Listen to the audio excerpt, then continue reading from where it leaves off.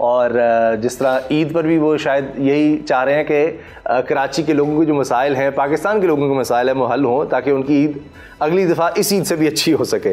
मुस्तफ़ा कमाल साहब, ब्रेक से पहले जिस तरह बात हो रही थी कि अब तो वो कह रहे हैं तजावुज़ात भी हटा रहे हैं, हम बेहतरी लेकर आ रहे हैं, तो आपको ग्राउंड रियलिटी क्या नज़र आती? क्योंकि जो कराची में जिस तरह की हमने सैलाब देखा, अल्लाह ताला माफ़ करें, वो तो अब सोच के रोंगटे खड़े हो जाते हैं, खुदा न खास्ता दोबारा ऐसा ना हो। तो मुझे नहीं यकीन आता, मैं आपको सच बता रहा हूँ, ईद का मौका है कि मुझे नहीं लगता कि अब वो दोबारा कोई भी बर्दाश्त कर सकता है, या इतनी नाहली कि गली मोहल्लों में ऐसे लग रहा था कि नहरें हैं बाकायदा। वो दोबारा बारिश होगी तो दोबारा इससे बुरा हशर होगा। कुछ नहीं हुआ नीचे ग्राउंड पे, एक तबाही आएगी, उसके बाद लोग दूसरी तबाही का इंतज़ार करते हैं।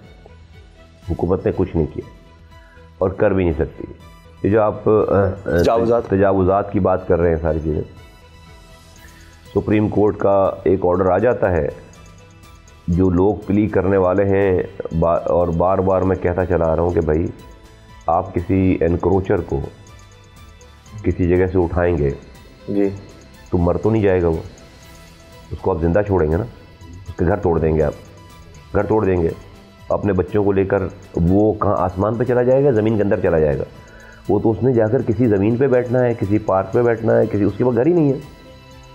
मैंने अपने ज़माने में लियारी एक्सप्रेस वे बनाई 90%, 28,000 घर तोड़े, 28,000 एनक्रोचर से, 28,000 खानदान 28,000 घर तोड़े लियारी एक्सप्रेस वे के, और सारे इनक्रोचर थे, सब नालों में रह रहे थे, नाला है वो, लेकिन एक आदमी को भी बेघर नहीं किया। उस वक्त की सारी सरकार ने, हम लोगों ने मिलकर 3 प्रोजेक्ट्स, 3 स्कीम डेवलप की ऐसी शहर में, 3 आबादियां बनाई, ठीक है, जहाँ पर उनको 80 गज का एक प्लॉट देते थे और एक 50,000 का चेक देते थे। हर घर जो घर तोड़ते थे 50,000 में वो अपनी 4 दीवारी खींच लेता था, कुछ पैसे उधार शुधार करके वो झुग्गी शुग्गी डाल के रहना, उसको एक ज़मीन हो जाती थी हमें जगह। वहाँ सड़कें गवर्नमेंट ने, हमने बना दी, वहाँ पे एक स्कूल बना दिया, वहाँ पर मस्जिद बना दी, वहाँ का कब्रिस्तान बना दिया, पानी की लाइन दे दी, सीवरेज का निज़ाम डाल दिया, लाइट लगा दी और कहा ये तुम्हारा प्लॉट है। और ये इस तरह से आबादियाँ, एक पत्थर नहीं पड़ा, 28,000 मकान। ये तो उनके पास पहले नहीं था, जो चीज़ें आप गिनवा रहे हैं। नहीं वहाँ रहते हुए नहीं था। लेकिन देखिए, तो वो तो ये नहीं, ये कोई ऐसी, उनका घर बाद में बना होगा, लेकिन बेचारे झुग्गियों में रहे, वहाँ तो बने बनाए घर थे उनके फिर भी। लेकिन रियासत माँ जैसी होती है, रियासत कोई ऐसी नहीं कि भाई अगर वो आज लोग बेघर, आज लोग जो एनक्रोचर है, भाई उनकी भी जिम्मेदारी है ना आपके ऊपर, वो है तो पाकिस्तानी ना। आपने इस माशरे को ऐसा बदहाल रखा हुआ है ना कि कोई इनक्रोचर बन रहा है, वरना अगर आप माशरा बहुत फाल होता, बहुत आपके यहाँ खुशहाली फलाई रियासत होती तो नहीं बनते वो रियासतें। फलाई जो रियासतें हैं वो अपने लोगों को, हर बेरोज़गारों को तनख्वाहें देती हैं बिठाकर घर में, उनको घर देती हैं, उनको बेनिफिट, उनको मेडिकल फैसिलिटीज़ देती हैं, उनको आला किस्म की तालीम देती। तो ये नहीं करेंगे अगर आप कोई भी कोर्ट के ऑर्डर कर लें, कुछ भी, ये इनको पता ही नहीं है काम का, इन्होंने किया ही नहीं है काम। इसलिए तो मैं कहता हूँ ना, मुझसे ना कहलवाएं, मैं तो फिर पता नहीं कहाँ तक जाएगी बात। इनको पता ही नहीं, सब दोबारा, आप क्रक्स ऑफ द स्टोरी है कि दोबारा बारिश होगी, आप दोबारा प्रोग्राम करेंगे, लाशें गिर गई यहाँ पे शहर में। अल्लाह रहम करे, अल्लाह रहम करे। जो आप बातें कर रहे हैं वो तो हमें पीपल्स पार्टी भी करती नजर आती है कि जी इन लोगों को घर देने हैं, किसी को नहीं हम हटाएंगे जब तक उसका मुतबादिल हम नहीं दे देंगे।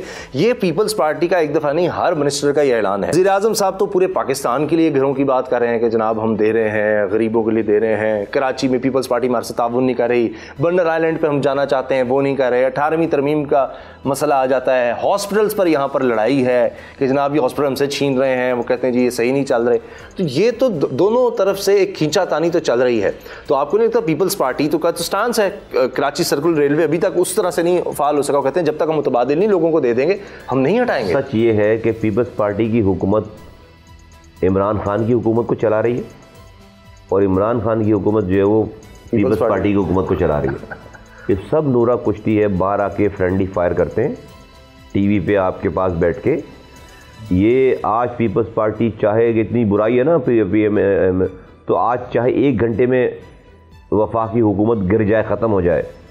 ये पीपल्स पार्टी जरदारी साहब ही चला रहे हैं, ये बिलावल भुट्टो साहब ही चला रहे हैं वफाकी हुकूमत। उसके एवज उनको क्या इनाम मिला हुआ है कि उनको सिंध में कोई पूछने वाला नहीं है, 10 सालों में 8,342 अरब। 13 साल कर लें अब। नहीं, मैं सिर्फ 10 साल के बजाय 10 सालों में 8,342 अरब रुपए खर्च। 8,000 अरब 8,342 अरब रुपए खर्च कर दिए। तो कितना पैसा है? 8,000 अरब। तो उनको कोई पूछने वाला नहीं है सिंध में। इमरान खान उधर से बैठे बस बूंगियां मारते रहते हैं बैठकर, ये कर दूंगा वो कर दूंगा। सब आज़ाद फिर रहे हैं सारे, इसलिए कि उनको पता है कि जो है वो उसको वज़ीर आज़म रहना है, उसको हुकूमत चलानी है, उसको सही गलत से कोई फर्क नहीं। अपने साथ भी चोर डाकू रखे हुए। क्या गवर्नर राज लगा दूं? मैं नहीं लगा सकता। 18वीं तरमीम में सूबाई इख्तियार सारा उसके लिए भी यहाँ पर है, और उसके लिए भी किसी किरदार वाले, जब आपका किरदार ही नहीं है, आपके साथ लेफ्ट राइट पे चोर खड़े हुए, तो आप दूसरों को चोर कैसे कहेंगे यार? क्या बातें कर रहे हैं। हर 4 महीने बाद तो आप जो है वो अपना वजीर बदलते हैं। आप 6-6 दफ़ा तो अपने वजीर बदल चुके हैं, एक वजारत को, पोर्टफोलियो को आप जो वजीर क्या बातें कर रहे हैं। वो मुल्क पर बहुत तमाशा बन गया सारा। सब आप रिक्शा चलाने वाले को आप एक्सेसिन दे दो चलाने के लिए, तो वो एयरपोर्ट में घुस जाएगा लेके एक्सेसिन अंदर। यही हो रहा है। अच्छा, चूंकि नून लीग भी एक बड़ी पार्टी है, हो रहा है नहीं हो रहा है ऐसा? ये रिक्शा कि जो है वो ऐसा लग रहा है कि जो है वो जहाज लेकर कोई जो है वो नहीं, वो उनको जब ये लगता है कि सही रनवे छोड़कर एयरपोर्ट के अंदर ही घुस गया है, वो फिर पोजीशन उसकी दोबारा बदलते हैं। कहते हैं बैटिंग ऑर्डर हम चेंज करते रहते हैं, बॉलिंग ऑर्डर। अच्छा, ये बताइए कि अभी मरीम साहबा के बयान आया, अब तो खैर वो लड़ाई चलती रहेगी, लगता है इतनी आसानी से तो ख़त्म नहीं होगी 249 की, कि ये तो शहबाज शरीफ साहब जीत रहे थे और उसके बाद ही जनाब पहले धांधली हो गई। अब उन्होंने कहा कि जी पहले फ़ौज ने धांधली करवाई थी, अब वो कहते हैं जी फ़ौज ही दोबारा इस सारे इलेक्शन को देखे। तो मुझे उनका बयान बड़ा दिलचस्प लगा कि मरीम साहब ने कहा कि वाहिद जमात नून लीग है जिसके पास कराची के मसाइल का हल है। कौन कह रहे हैं? मरीम नवाज साहब ने कहा कि कराची के मसाइल का हल सिर्फ और सिर्फ नून लीग के पास है। और उन्होंने दिखाते हैं जी हमने पंजाब इतनी डेवलपमेंट की, लाहौर को हमने इतना डेवलप कर लिया, लेकिन कराची कभी भी उनको उस तरह से वो सराहता नहीं है। एक आधी सीट पर नज़र आते हैं, वो बात बनती नहीं है। कराची में आकर वो लालू खेत में आकर कोई मीटिंग करे ना, कराची वालों सराहता नहीं। कराची को आप उन्होंने ओन कब किया है? मिफ्ताह इस्माइल ने इतनी टॉफियाँ दी हैं, आप कैसी बात करते हैं? इतना वो एक्टिव रहे हैं। बस बिल्कुल सही कहा आपने, टॉफियाँ दे रहे हैं, लॉलीपॉप दे रहे हैं। टॉफियों से बहलने वाले नहीं है कराची वाले। कराची वाले बड़े जान देने वाले लोग हैं, वोट तो उनको अच्छे, बड़े वफादार लोग हैं, वोट तो उनको दूसरे बड़े वफादार लोग हैं। कराची में आकर वो असल में पहले होता ये था कि अल्ताफ़ हुसैन साहब यहाँ से करते थे मुहाजिर नाम की सियासत। वो डराते थे यहाँ के रहने वाले पंजाबियों को, पख्तूनों को, मुहाजिरों का नाम लेकर। इन बाहर के लीडरों की चांदनी हो जाती थी, ईद हो जाती थी। ईद जैसे अभी ईद है ना, ईद हो जाती, सियासी ईद हो जाती थी। क्यों? क्योंकि मौका मिलता था, ये फ़्लाइटें पकड़ते थे पंजाब से और उतरते थे यहाँ पे कराची में, फिर पंजाबियों को एड्रेस करते थे यहाँ के। फिर उसके बाद जो है वो पेशावर से लोग फ़्लाइटें पकड़ते थे, यहाँ के पख्तूनों को एड्रेस करते थे।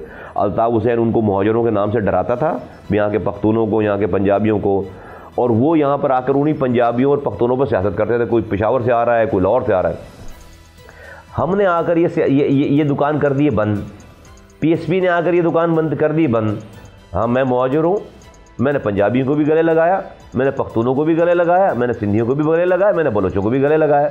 हमने बोला भी, मैंने बोला लिसानी नाम पर सियासत नहीं, जो लिसानी नाम पर सियासत करेगा वो अपनी कौम का सबसे बड़ा दुश्मन है। और सब ने हमारी बात पहले सुनी, कंफ्यूज हुए, फिर कन्वर्ट हो गए। आज हमारे पास अल्लाह का शुक्र हमारी पार्टी में ऊपर से लेके नीचे तक हर जुबान बोलने वाला हमारी लीडरशिप में भी मौजूद है, हमारी एडमिनिस्ट्रेशन में भी मौजूद है, हमारी वर्कर्स में भी मौजूद है।